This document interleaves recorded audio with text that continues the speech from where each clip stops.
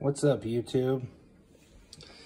This is homemade kombucha part 1.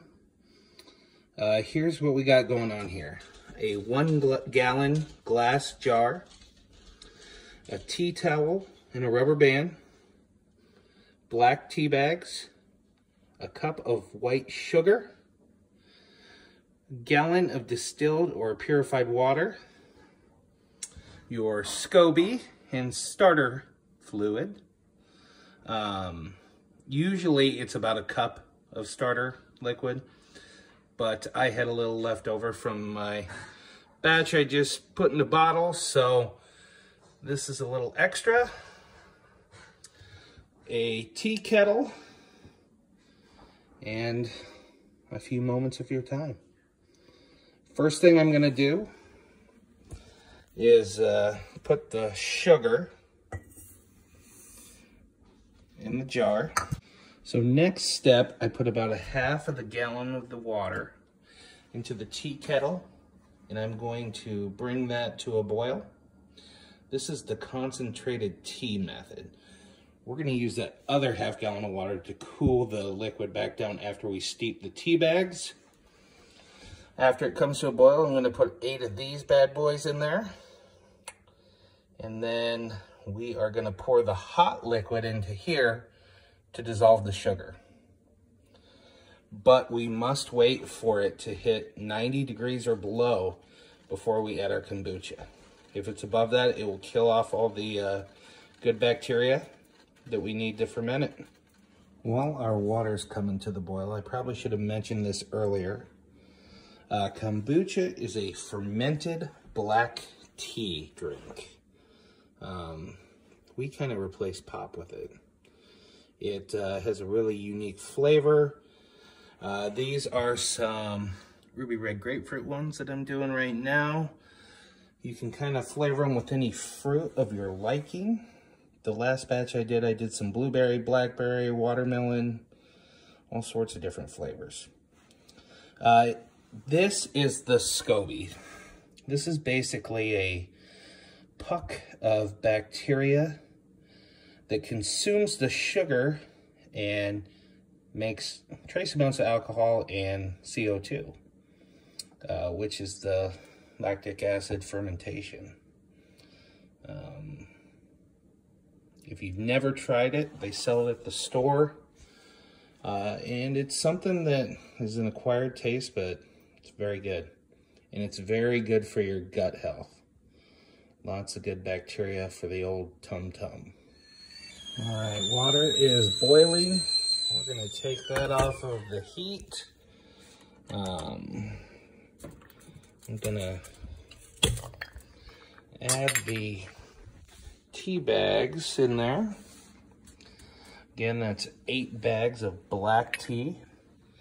And I am gonna let that steep in this hot liquid for about 10 minutes. I'll set a timer and show you what's going on when we get back. All right, it has been 10 minutes of steeping. We're just gonna pull out the tea bags and get rid of those. And then the hot liquid into, oh, there it is. The hot tea into the sugar. Start dissolving it.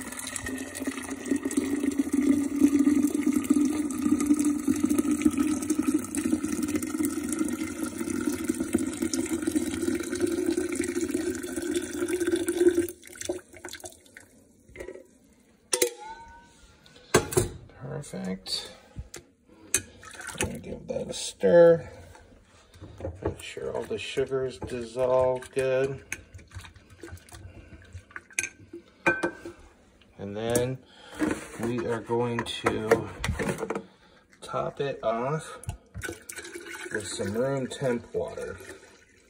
Now the only thing I need to do is make sure I leave enough space to put my starter liquid I keep calling it starter fluid, but that's just kombucha I've already run, and the SCOBY's in without it overfilling. So, mix that up.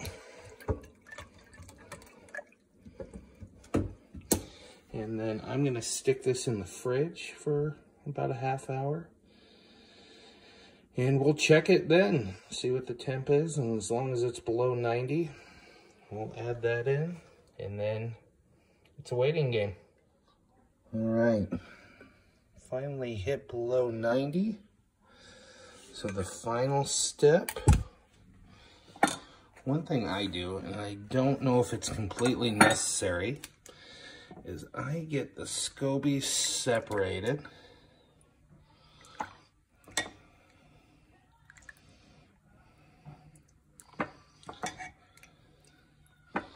Then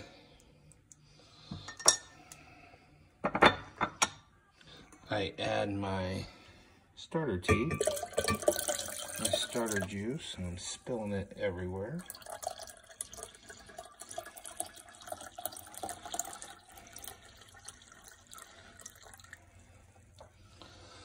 And I give that a good stir, just so I know that kombucha is thoroughly mixed into the tea. And then in with the SCOBYs. And it's just about the perfect level. Got a little extra. I'll probably just discard it. But the last step is put your date on there.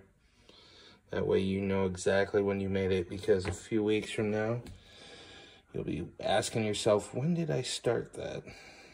So I'm going to put the towel over the top.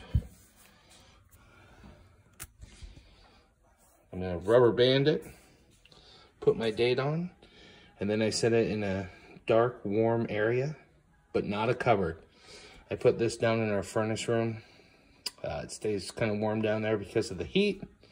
Furnace is in there. And there are 0 windows for daylight. And then we'll have some kombucha in a few weeks. See part 2 for the bottling and secondary fermentation. Thanks, guys.